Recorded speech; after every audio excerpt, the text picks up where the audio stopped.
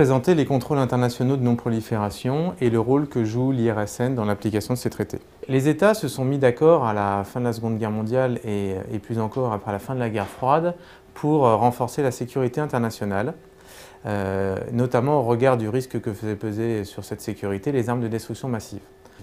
Donc la première mesure consiste à mettre en place des plans de destruction de ces armes et la seconde à mettre en place des mesures efficaces qui préviendraient l'accès à ces armes. C'est ce qu'on appelle la non-prolifération.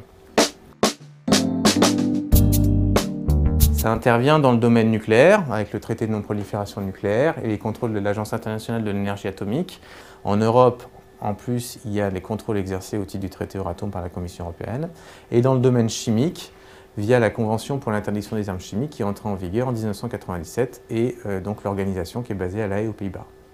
Le principe de ces traités, c'est qu'ils identifient des matières nucléaires ou des produits chimiques qui sont à usage dual, c'est-à-dire des matières nucléaires ou des produits chimiques qui peuvent rentrer dans la fabrication d'une arme de destruction massive, mais également qui ont des applications totalement autorisées, civiles, dans l'industrie ou dans la recherche. Typiquement, une matière nucléaire peut tout à fait rentrer dans la fabrication d'une arme, mais sert aussi de combustible dans les centrales EDF pour produire de l'électricité. Un produit chimique peut rentrer dans la synthèse d'un toxique de guerre, mais peut également, le même produit chimique est utilisé dans la fabrication d'un principe actif pharmaceutique ou dans une formulation pour les encres.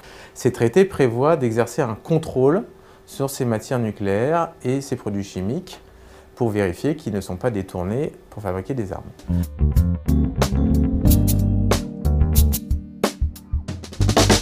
Donc ces traités internationaux prévoient qu'on exerce un contrôle sur ces produits chimiques et sur ces matières nucléaires. Le principe de ce contrôle est le suivant, il est extrêmement simple. Les industriels donc de la chimie ou du nucléaire sont tenus de faire des déclarations aux organismes internationaux. Ces déclarations passent par les autorités nationales.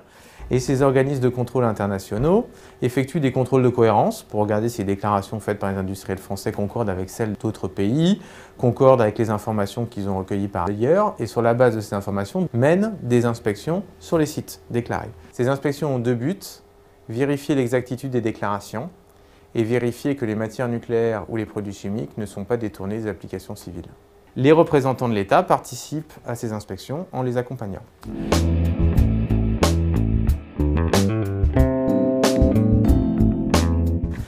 La crédibilité de ces contrôles repose sur 4 critères. Le premier, c'est qu'ils soient les plus universels possibles, donc s'appliquent à un plus grand nombre de pays, qu'ils soient bien évidemment indépendants, qu'ils soient non discriminatoires, un même traitement pour tout le monde, et ils doivent être inopinés, on ne prévient pas très longtemps à l'avance du contrôle, et efficaces, se focaliser sur les aspects importants du contrôle au regard du risque que représentent les matières nucléaires ou les produits chimiques pour ces traités.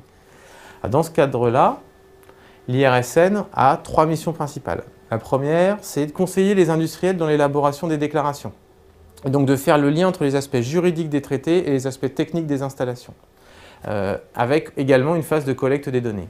On reste attaché à un principe qui est extrêmement important, c'est que l'industriel, nous ne sommes que des conseillers, l'industriel reste responsable de ses déclarations.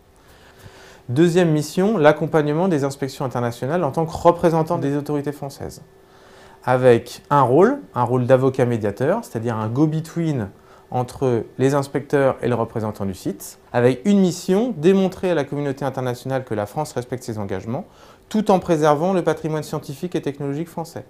Ça consiste à veiller à ce que les inspecteurs disposent de suffisamment d'informations pour mener à bien leur mission, tout en veillant à ce que les inspecteurs n'outrepassent pas leur mandat et donc n'aient pas accès à des données qui n'ont rien à voir avec leur mission, mais qui pourraient porter atteinte au secret technologique ou au patrimoine scientifique français. Et troisième mission, le conseil des autorités françaises dans l'application de ces traités. C'est-à-dire, ces traités sont en perpétuelle évolution, certains pays, des organisations proposent des évolutions des règles de déclaration, des inspections, des procédures, etc. Et donc nous sommes mandatés par les autorités françaises pour analyser ces propositions d'évolution en veillant à analyser l'impact sur les industriels français et à comparer cet impact au regard du gain que peuvent escompter les autorités françaises en termes de renforcement de la sécurité.